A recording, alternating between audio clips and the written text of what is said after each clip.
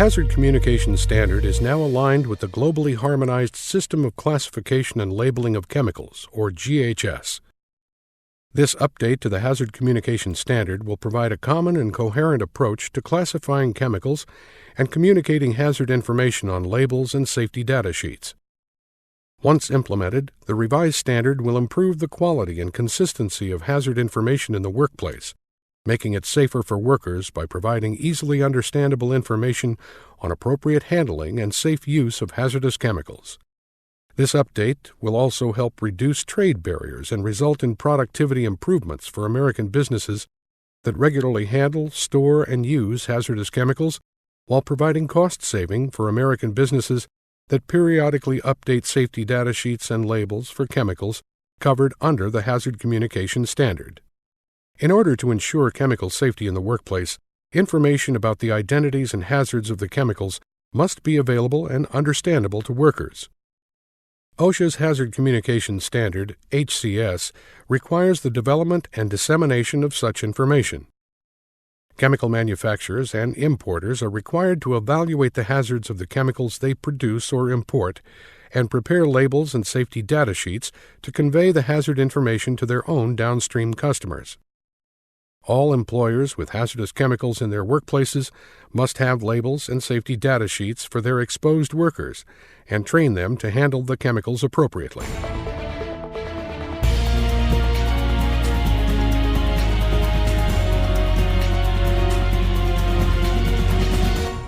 Hazard classification provides specific criteria for classification of health and physical hazards, as well as classification of mixtures. Labels. Chemical manufacturers and importers will be required to provide a label that includes a harmonized signal word, pictogram, and hazard statement for each hazard class and category. Precautionary statements must also be provided.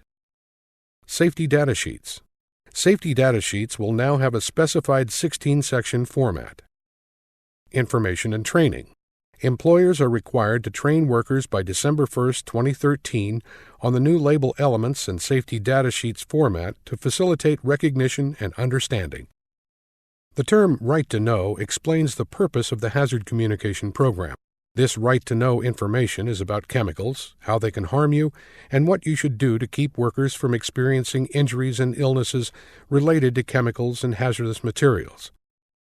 It's an organizational responsibility, but as with every safety program, each person has an individual responsibility to follow your organization's policies and procedures and thinking about safety on every task that is performed. Physical hazards. Certain chemicals, due to their physical properties, exhibit physical hazards, including flammability, reactivity, and other properties. Physical hazard chemicals fall in the following classes: flammable liquids, or solids, combustible liquids, explosives, organic peroxide, oxidizers, pyrophoric materials. These are materials that may ignite spontaneously in air at temperatures above 130 degrees Fahrenheit. Health hazard chemicals are those that may cause acute or chronic health effects after exposure. It can be an obvious effect, such as immediate death from inhaling a deadly chemical. A health hazard may not necessarily cause immediate or obvious harm to you or even make you sick. In fact, you may not see, feel, or smell the danger. An acute health effect usually occurs rapidly following a brief exposure. A chronic health effect is long, continuous, and follows repeated long-term exposure. As an example of what kinds of chemicals cause health hazards, the list includes carcinogens or cancer-causing chemicals. An example could be formaldehyde or benzene. Toxic agents could include lawn or garden insecticides. Irritants may include chemicals such as ammonia or bleach. Corrosives are caustic sodas or battery acid. That's not the entire list, but it provides an idea of different types and kinds of chemicals.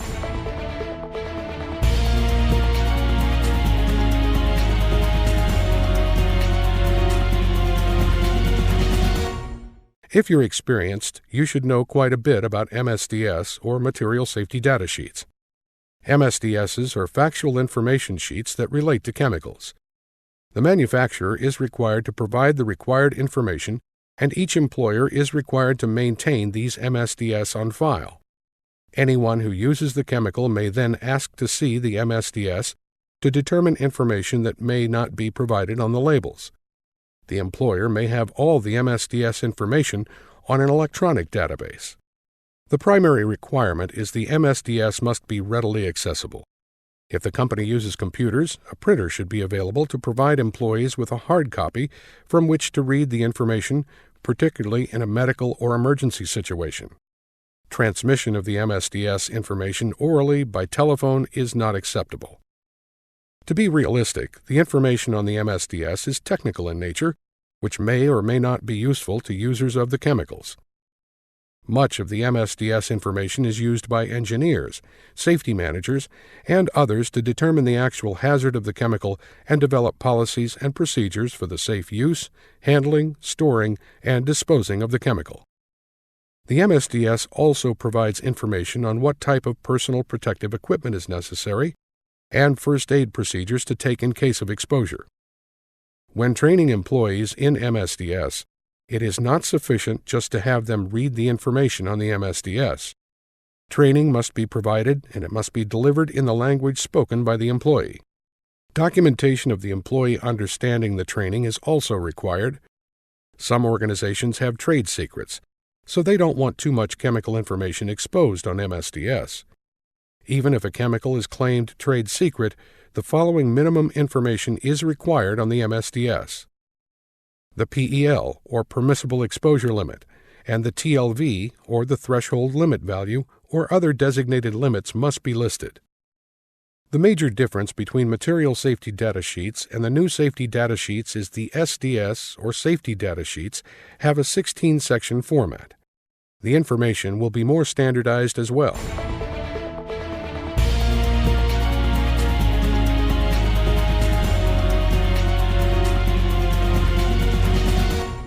Containers of hazardous chemicals must be labeled in English. Generally, where there are non-English speaking personnel, the label should be in that language or languages also. Labels must contain the following information: identity of the hazardous chemical, appropriate hazard warning, name and address of the chemical manufacturer, importer, or other responsible party. You may use signs, placards, symbols, batch tickets, or printed operating procedures in place of labels on individual containers, as long as the meaning is fully understood by the people using the chemicals. Where the chemical is intended only for the use of the employee making the chemical transfer, labels may not be required. This means the container must be used only by that person and must be used only during the work shift. If the container is to be used on another shift or by another person, then a label is required. Some common labeling terms include combustible, flammable, corrosive, irritating, and toxic. There are several systems and standards for labeling chemicals, but there is not a uniformly accepted system to date. Each system and standard has advantages and limitations. The NFPA Diamond is used primarily by emergency response personnel and does not adequately signal occupational hazards. The NFPA system is good for alerting personnel and the degree of hazard of the chemical and is helpful in drawing attention to storage needs and emergency equipment requirements. The DOT, or Department of Transportation labeling system, uses a color-coded diamond where there is a symbol and term describing the major hazard of the material. The DOT system is used for the transportation of hazardous materials. HMIS, or Hazardous Material Information System, is one of the most popular systems for labeling containers. It uses standard labels to communicate hazards through the use of colors, numbers, and letters of the alphabet and symbols. The new labeling system under the GHS program will have distinctive labels and pictograms to help you identify the chemical's hazards.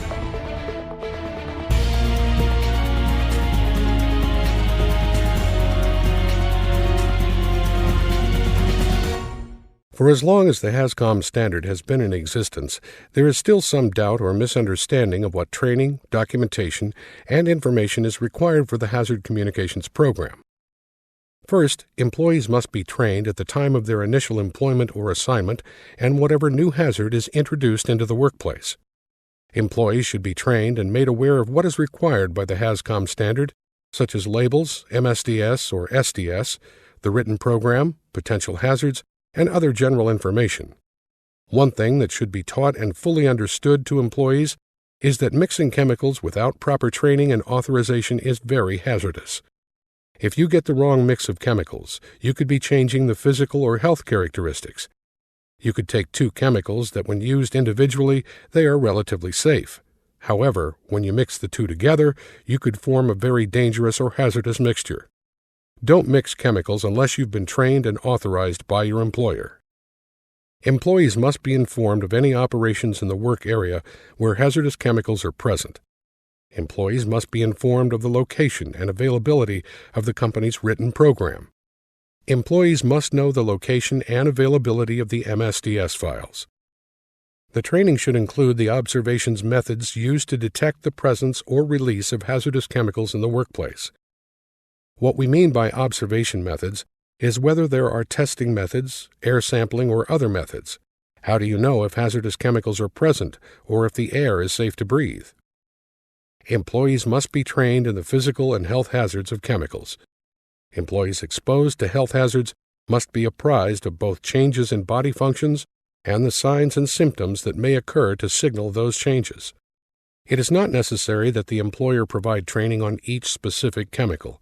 Training may be conducted by categories of hazard, such as carcinogens, sensitizers, that is or may be encountered by the employee during the course of his or her duties.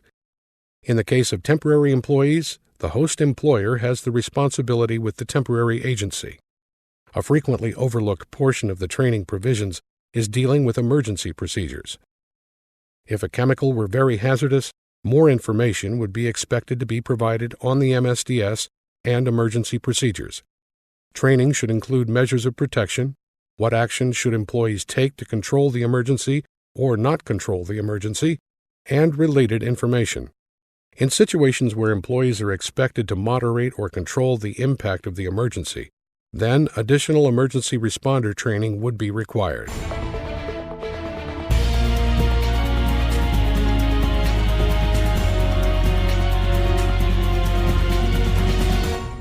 Shipping and receiving chemicals and hazardous materials may be the job of only the shippers and receivers, but it's important for all personnel who use or work with chemicals to understand the process. When receiving chemicals, proper paperwork, such as the bill of lading and other identifying information, must accompany the chemical. The chemical must be properly labeled. An SDS must be provided for each chemical received. Without proper paperwork, documentation, labeling, and SDS, the chemical should not be received until such time as it is provided. The same basically applies to a person who uses the chemical. Is it properly labeled? Do you know where the SDS is located? Are you familiar with this chemical, and if not, where do you go for proper training and assistance?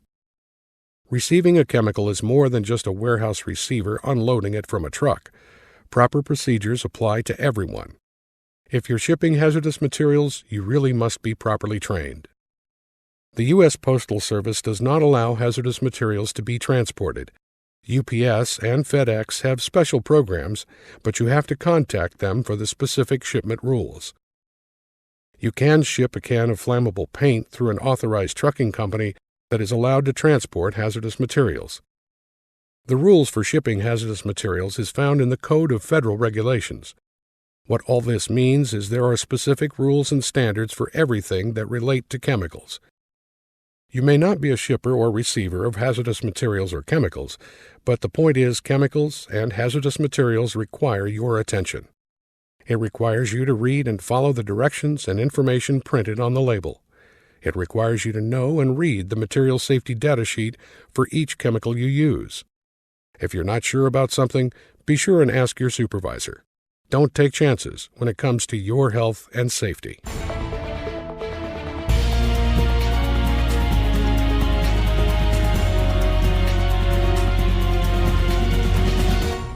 The Hazcom written plan should have specific rules and procedures on personal protective equipment. The company must have an assessment of all hazards in the workplace. After the hazards have been identified or assessed, proper safeguards should be instituted to reduce these hazards. This protection can come in the form of engineering controls or personal protective equipment. Some chemicals may require the use of rubber gloves, safety glasses, face shields, goggles, rubber aprons, and special footwear or even respirators. Whenever the company requires personal protection, then it's up to the individual to wear it. When PPE is required, it's not a choice. It's mandatory to protect the health of the individual who may be exposed to potential health hazards. For persons who are required to wear personal protective equipment, such as respirators, then specific training must be provided. Personal protective equipment is an integral part of any safety program. Certainly, it would be much better if all hazards could be eliminated through engineering controls, but that's not realistic. PPE is here to stay, and it takes everyone's effort to wear the proper equipment when it's required. A comprehensive inventory of all chemicals in your company is required and must be updated when new chemicals are added and old chemicals are removed. Each day, new chemicals are added to the growing list of chemicals in use throughout the world. New, better, faster-acting, more potent chemicals. Better for greater living. The one thing we must do is keep up with knowledge and information. The Hazard Communication Standard is helping companies all over the world get greater control of chemical information and to develop methods and training programs to make sure chemicals don't become physical or health hazards.